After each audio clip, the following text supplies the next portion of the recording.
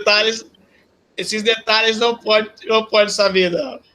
Vai lá, Eliane. Olá, estudantes do primeiro ano, bem-vindo a mais uma aula gostosa de projeto de vida. A hora que a gente mais se diverte, a hora que está gravando a aula de projeto de vida. Hoje nossa aula é Respeito é bom e nós gostamos. Hoje é dia 29/6/2020, nós ainda continuamos no distanciamento social e continuamos produzindo essas aulas. Eu, professor André Aguinaldo e professor André Costa, essas aulas imensamente prazerosas de fazer com os meus colegas. Hoje nós vamos falar de uma palavra mágica, respeito. E agora eu dou a oportunidade dos meus amigos cumprimentarem vocês para a gente começar a nossa aula. André Aguinaldo. Olá, meu povo, boa tarde. Realmente uma aula boa, né? Respeito é bom e nós gostamos. E na nossa aula passada, fazendo um linkzinho com a nossa aula passada, nós falamos sobre a questão de diálogo na internet e tal, e de respeitar o outro. E na internet, a gente não sei, eu faço assim de mim, as pessoas, que eu percebo, as pessoas acham que podem tudo e não pensam muito em questão de respeitar o outro. Acho que falam o que pensam, mas nós temos uma legislação que nos coloca no lugar, né? Mas, enfim, é muito gostoso respeitar os outros, ser respeitados, e as pessoas não respeitarem, independente de quem você seja. Se você é rico, se é pobre, se é preto, se é branco, né? Se é transparente. Isso é muito bom. E espero que nossa aula de hoje seja muito proveitosa. Olá, tchutchuquinhos do primeiro ano, né? Que alegria a gente poder estar de novo. Imagino que vocês olhem para nós agora, depois, né? A filmagem, e ver que a gente passa a aula sorrindo, e de fato, é muito prazerosa, é uma alegria muito grande poder estar com vocês, mesmo, né? Que infelizmente é à distância, e para falarmos um assunto tão importante e relevante nos nossos dias, que é o respeito, né? O respeito é bom e nós gostamos. A minha mãe ainda ia mais além. Dizia que respeito é bom e conserva os dentes. Né? Vamos dizer assim, um pouco arcaico, né? Mas ajuda a conservar os dentes, sim. Porque ela, de vez em quando, ameaçava a gente quebrar os dentes da gente. Mas, tirando isso, né? O importante é o respeito. E que a gente possa aprender um pouquinho mais sobre essa palavrinha mágica, né? Que pode fazer toda a diferença no nosso dia a dia.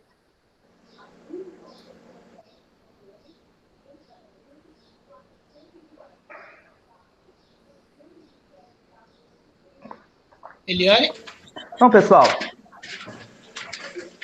Eu não estou vendo os slides daqui. Eu vou. Deixa que eu vou, então. Eu leio, então, primeiro, tá? Tá.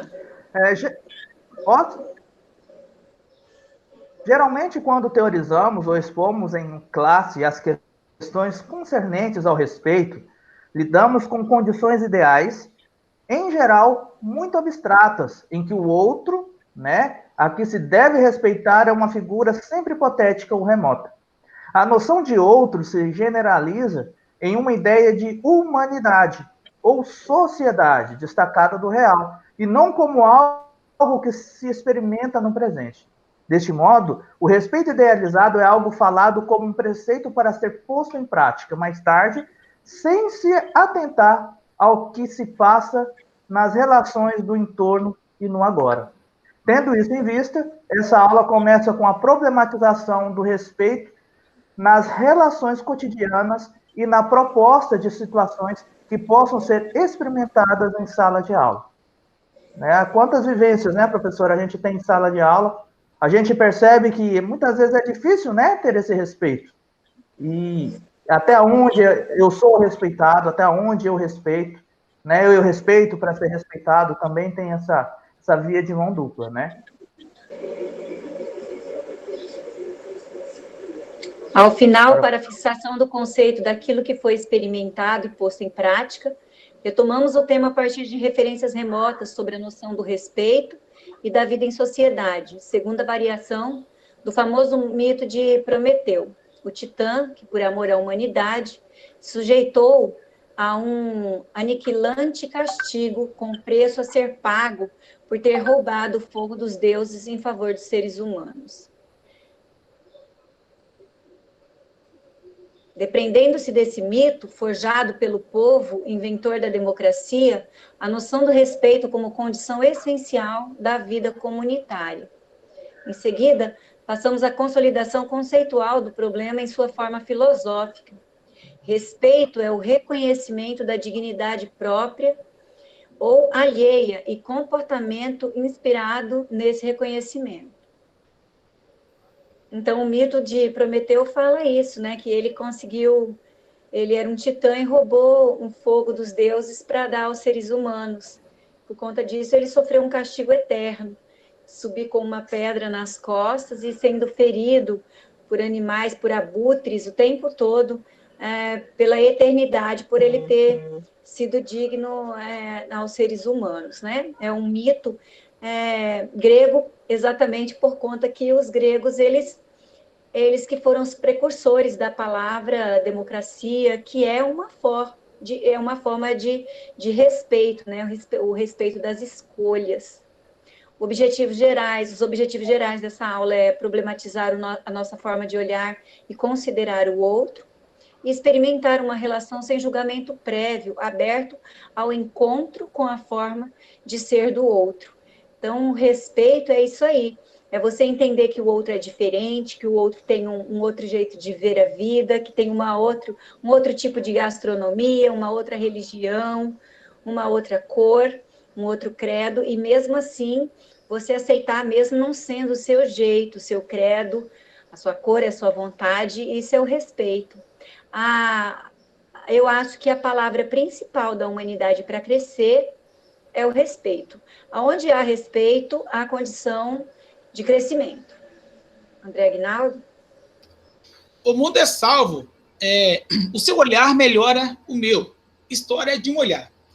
Então, vamos ler aqui a parte do mundo, da parte que isso retrata a história de que um olhar para você, olhar para mim, ele salva a gente, resgata, às vezes pode até mesmo matar alguém, né? O mundo é salvo todos os dias por pequenos gestos, diminutos e invisíveis. O mundo é salvo pela vez da importância, pelo antônimo da evidência. O mundo é salvo por um olhar que envolve e afaga, abarca, resgata, reconhece, salva, inclui. Esta é a história de um olhar. O olhar que enxerga e, por enxergar, reconhece. E, por reconhecer, salva. Esta é a história do olhar de uma educadora chamada Eliane Vante e de um andarilho chamado Israel Pires. Um olhar que nasceu na Vila Kéfas. Dizem que, em grego, Kéfas significa pedra. Por isso, um nome tão singular para uma vila de Novo Hamburgo. Kéfas foi inventada mais de uma década atrás, pedra sobre pedra, em regime de mutirão. Eram operários da indústria daqueles tempos nada longínquos. Hoje, desempregados da indústria, biscateiros, papeleiros, excluídos. Nesta Kéfas, cheia de presságios e misérias, vagava um rapaz de 29 anos com o nome de Israel. Porque em todo lugar, por mais cinzento, trágico e esperançoso que seja, há sempre alguém ainda mais cinzento, trágico e desesperançado. Há sempre alguém para ser chutado, para expressar a imagem de síntese renegada e assustadora do grupo. Israel, para a Vila Kéfas era esse ícone, o enjeitado da vila enjeitada, a imagem desejada do espelho.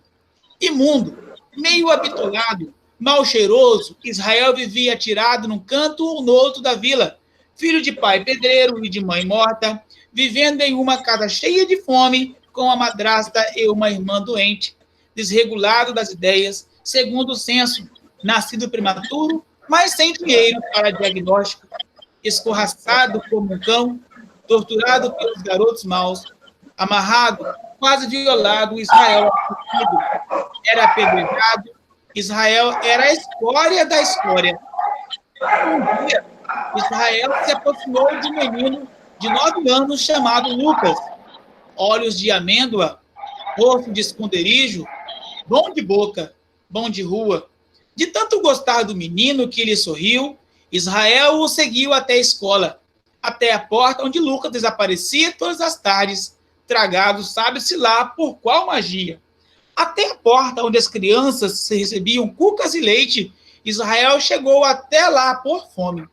De comida, fome de afago, fome de lápis de cor, fome de olhar. Aconteceu nesse inverno, Eliane, a educadora, descobriu Israel, desajeitado, envergonhado, quase desaparecido dentro dele mesmo. Um vulto, um espectro da porta da escola, com um sorriso inocente, em uns olhos de vira-lata-pidão, dando a cara para bater, porque nunca foi capaz de escondê-la. Eliane viu Israel, e Israel se viu refletido no olhar de Eliane. E o que se passou naquele olhar é uma imagem de gente. Israel descobriu um outro Israel, navegando nas pupilas da educadora. Terno especial, até meio garboso. Israel descobriu nos olhos da educadora que era um homem, não um escombro, capturado por essa irresistível imagem de si mesmo. Israel perseguiu o olho de espelho da educadora. A cada dia dava um passo para dentro do olhar. E, quando perceberam, Israel estava no interior da escola. E quando viram, Israel estava na janela da sala da aula da segunda série, com meio corpo para dentro do olhar da professora. Uma cena aí, Israel da janela, espiando para dentro, cantando no lado de fora, desenhando com os olhos, quando chamavam, fugia correndo. Escondia-se atrás dos prédios, mas devagar, como o bicho acuado que de tanto apanhar ficou ressabiado, foi pegando primeiro um lápis, depois um afago. E no dia de agosto, Israel completou a subversão, cruzou a porta e pintou bonecos de papel. Israel estava todo dentro do olhar da educadora. E o olhar começou a se espalhar, se expandir e engolfou toda a sala de aula. A imagem se multiplicou por 31 pares de crianças. Israel, o pária, tinha se transformado em Israel, o amigo. Ganhou roupas, ganhou pasta, ganhou lápis de cor. E no dia seguinte, Israel chegou de banho tomado, barba feita, roupa limpa, igualzinho ao Israel que havia avistado no olho da professora. Trazia até umas pupilas novas, enormes, uma forma de facho, e um sorriso também recém-inventado. Entrou na sala onde a professora pintava no chão e ela começou a chorar. E as lágrimas da professora, tal qual um vagalhão, terminaram de lavar a imagem acossada, ferida, flagelada de Israel. Israel, capturado pelo olhar da professora, da educadora, nunca mais o abandonou. Vive hoje nesse olhar, com formato de sala de aula, cercada por 31 pares de infâncias que lhe contam histórias, puxam a mão e lhe ensinam palavras novas. Refletido por esses olhos, Israel passou a refletir todos eles. E a educadora, que andava deprimida e de mal com a vida, descobriu-se bela, importante nos olhos de Israel. E as crianças que têm na escola o intervalo entre a violência e a fome, descobriu-se livres de todos os destinos traçados nos olhos de Israel. Israel, não importa se alguém não gosta de você, o que importa é que você siga a vida, aconselha Jefferson, de 8 anos. Israel, não faz mal que tu sejas grande e um pouco doente, que tu podes fazer tudo o que tu imaginares, promete Grace, de 9. Israel, se alguém te atirar uma pedra, eu vou chamar o Vandinho, porque todo mundo tem medo do Vandinho, tranquiliza Lucas, de 9 anos. Israel, tu me botas na garupa no recreio? E foi assim que o olhar escorreu pela escola e amoleceu as ruas de pedra. Israel, depois que se descobriu no olhar da educadora, ganhou o respeito da vila, a admiração do pai, vai ganhar uma vaga oficial na escola. Já conseguiu escrever o P de professora. E ninguém mais lhe atira pedras. A educadora, depois que se descobriu no olhar de Israel, ri sozinha e chora à toa. Parou de reclamar da vida e as aulas viraram uma cantoria. A redenção de Israel foi a revolução da educadora. Em 7 de setembro, Israel desfilou, pintado de verde e amarelo, aplaudido de pé pela Vila Pedra. 18 de setembro de 1999. Bom, gente, o verdadeiro jogo de esconde-esconde se apresenta nessa crônica de Eliane Brum. Aliás, o Eliane Urbanski, Eliane Brum e André Neves, é aquela mulher que escreveu aquele texto, meu filho, você não pode nada, você não merece nada. Lembram daquele texto? Lembra, é verdade mesmo. Lembro sim. Ela escreve uns textos bem fortes, né? É profundo, né? Então, tudo se dá entre olhar e ser visto, entre ocultar e deixar ver. Pouco a pouco vai se revelando a fascinante arte de olhar. Acolhido no olhar da educadora, Israel, que até então era escorraçado pelos outros, descobre a si mesmo que uma maneira nunca antes imaginada, com essa descoberta de si mesmo espelhado no outro, o rapaz conquista o direito de ser. E se mostra, se revela, nasce, desabrocha. Essa pode ser uma história de olhares que matam as pessoas que diminuem Israel até o ponto de não deixá-lo ser. E o olhar que aviva, que convida a nascer o que salva. Qual é o seu? Reflita. Então, gente, eu vou falar aqui um pouquinho para vocês a questão de ser reconhecido. O Israel, ele é uma pessoa... Esse Israel, para quem está acompanhando a aula de projeto de vida, ele pode ser o Danilo, né? Ele pode ser a aula do reconhecimento. Então, o Danilo é a pessoa que era muito visto. Já o Israel é uma pessoa que não era vista. Então, o Israel, ele tinha tudo para ser renegado. O Israel, ele não existia.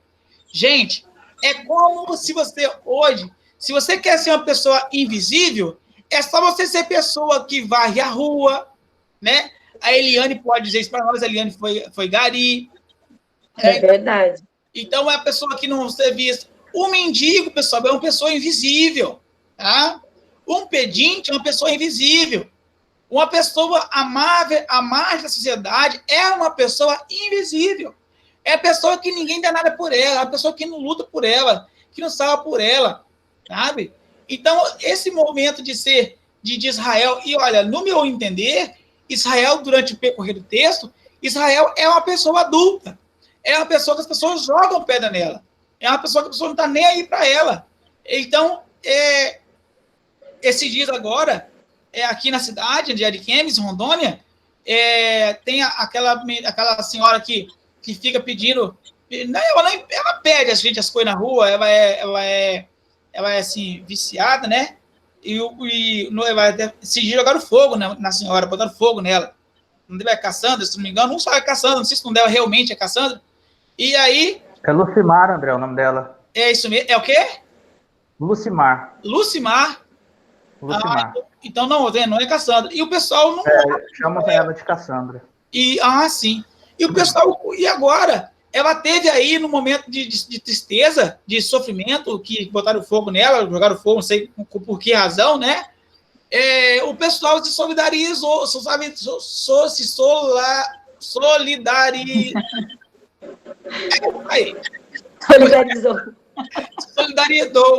Sei lá. Depois tem que cortar essa parte, né? Não, é assim mesmo. E aí, se solidarizou.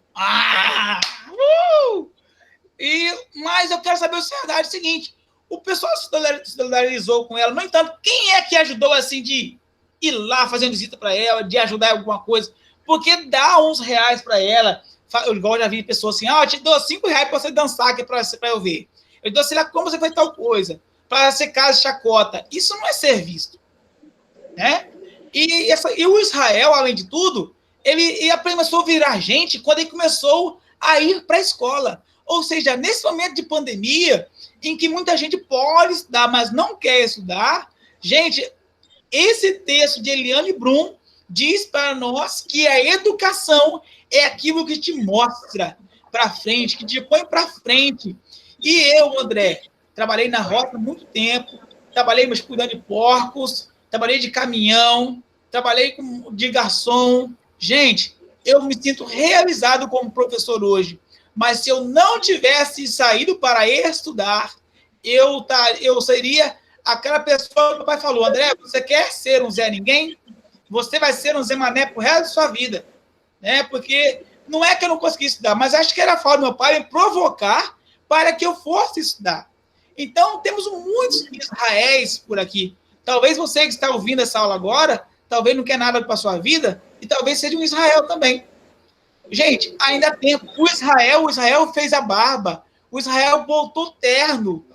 As crianças de 8 e 9 anos estavam defendendo o Israel. E o Israel colocava as crianças na garupa da bicicleta.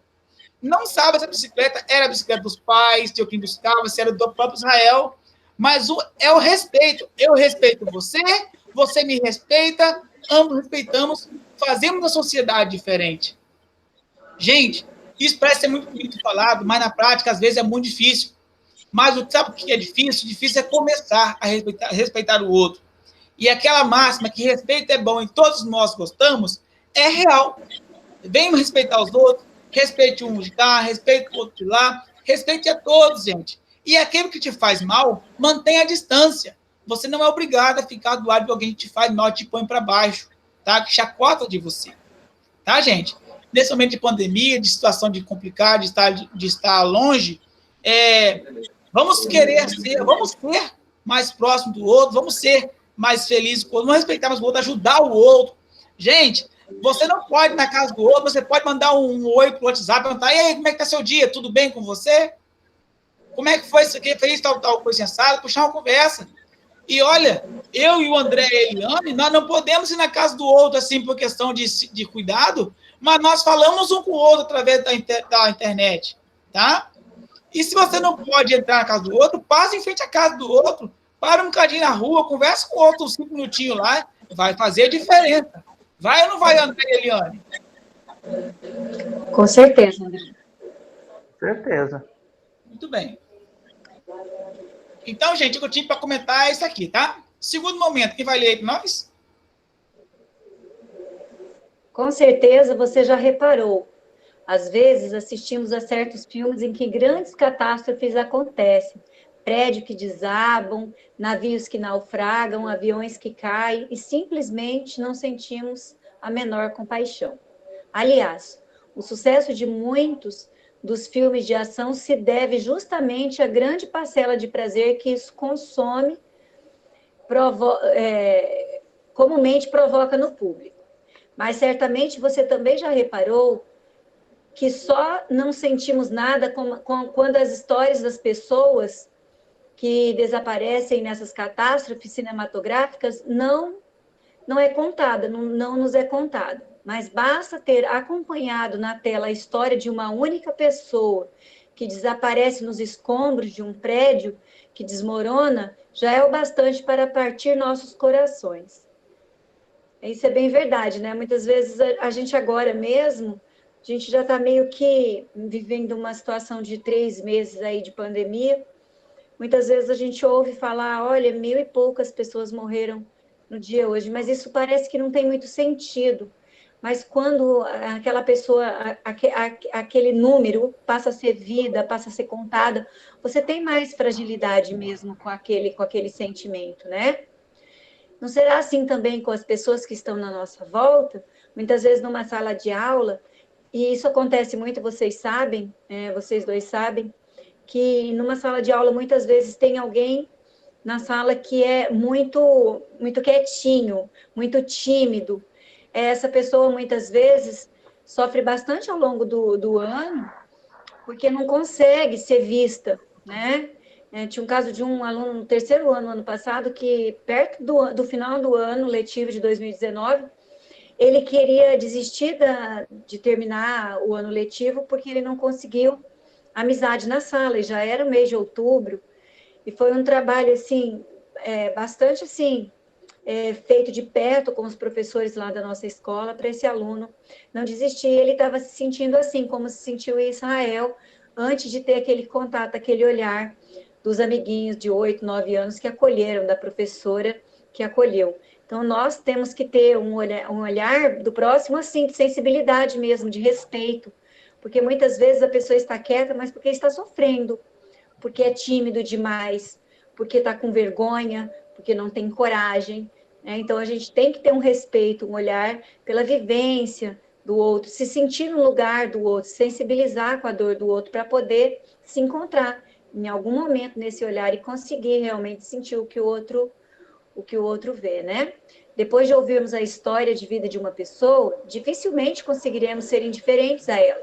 Nunca mais a veremos com os nossos olhos, com os antigos olhos. Quer uma prova?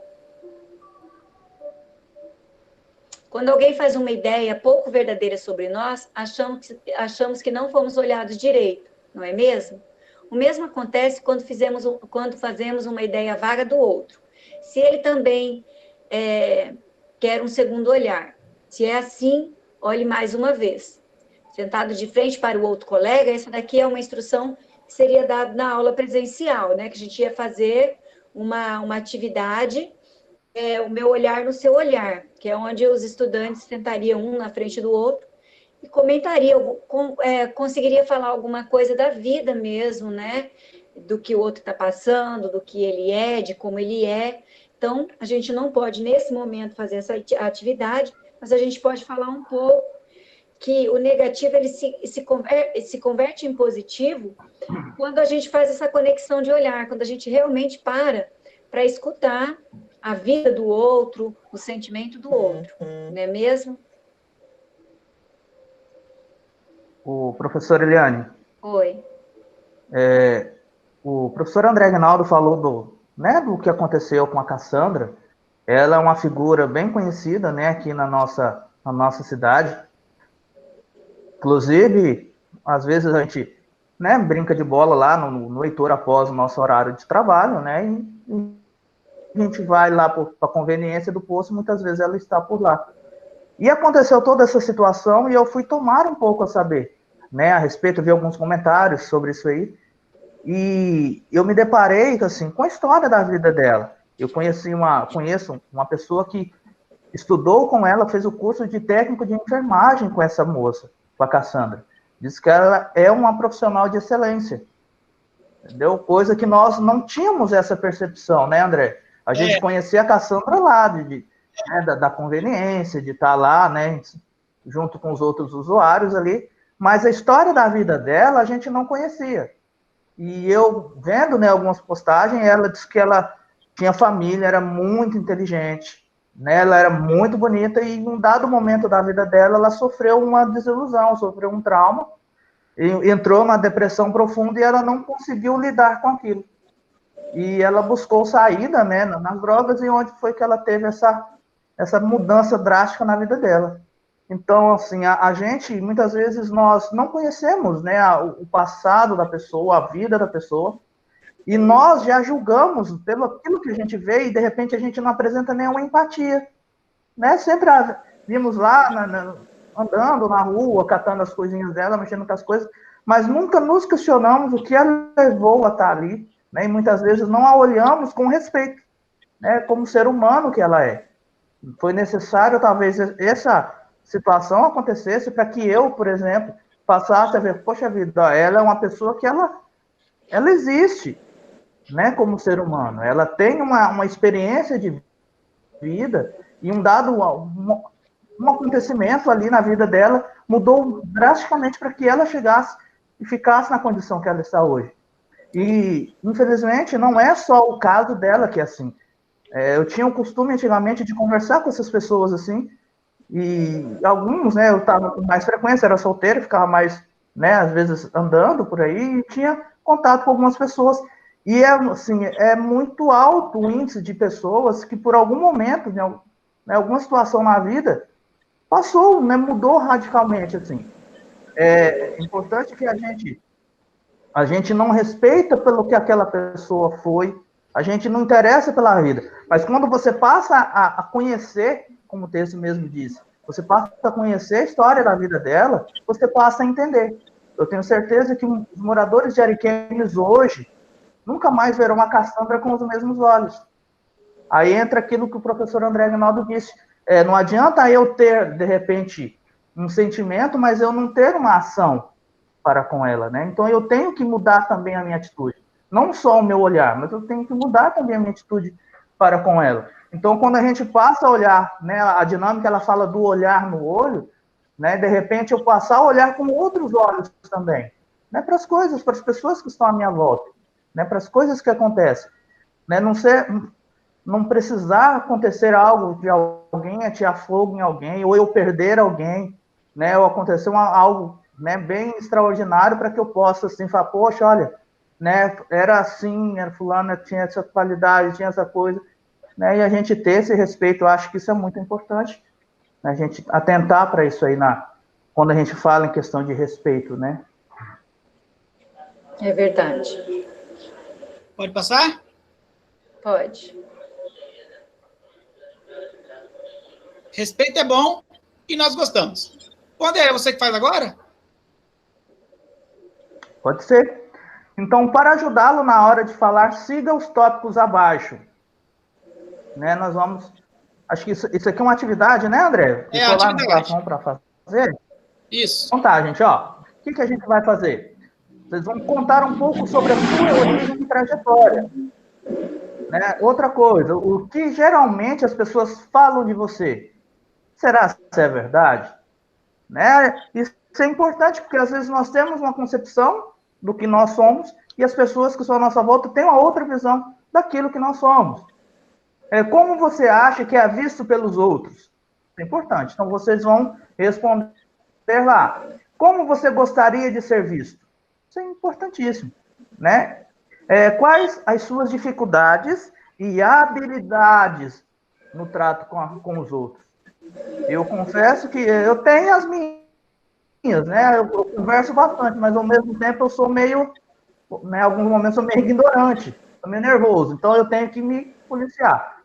Quais serão as de vocês? Vocês vão escrever lá. Né? E vocês vão parar, vão pensar direitinho aí, tá bom? De repente, até com algum familiar seu, algum amigo pelo WhatsApp, né, professor? Infelizmente, a gente não vai estar aí, né, nesse contato mesmo, mas pergunta. Tenha um contato com seus amigos. De repente, por mensagem, ele pode ter até mais coragem do que pessoalmente, né? Que para escrever, às vezes, é mais fácil do que falar, de repente, né?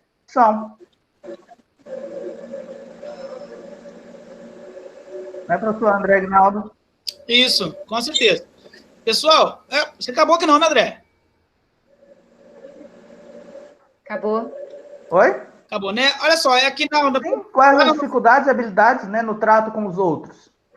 Acabou. Né? E eles vão, na medida do possível, né? Uhum. Aqui na nossa aula, eu vou ficar muito que esse povo fale. Eles estão muito quietinhos nessa aula, André. Viu?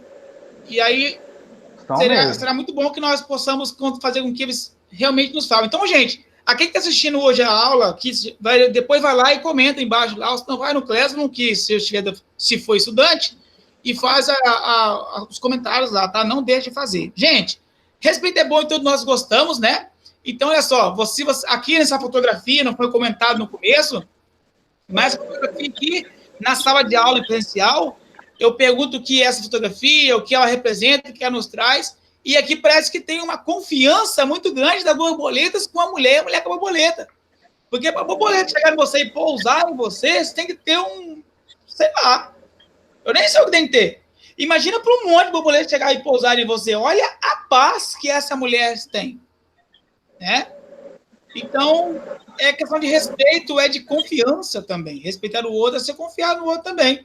Tá, pessoal? Todos nós gostamos e todos nós possamos retribuir esse respeito, essa confiança de um para com o outro e as coisas vão fluindo dessa forma, dessa maneira, né?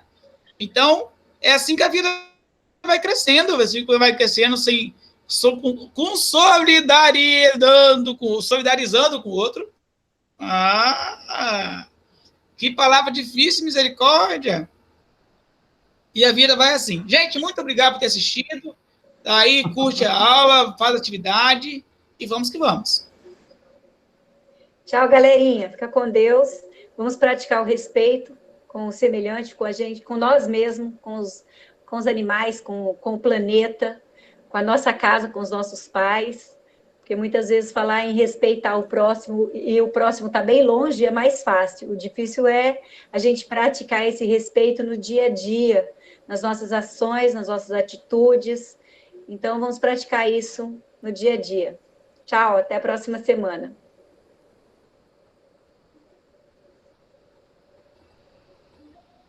Tchau, tchau, pessoal, né?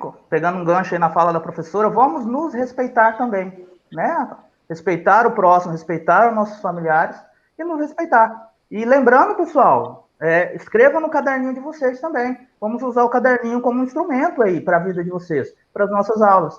Então, vocês têm algumas atividades, vocês vão postar lá no Classroom, e algumas vocês podem fazer no caderninho mesmo, tá bom? Fica aqui meu abraço, né? Meu carinho, e quem sabe, né? Muito em breve a gente possa estarmos todos juntos para uma aula só, né, professor? Estamos de novo lá na escola, podendo abraçar todos eles, né? Até mais. Até. Ai.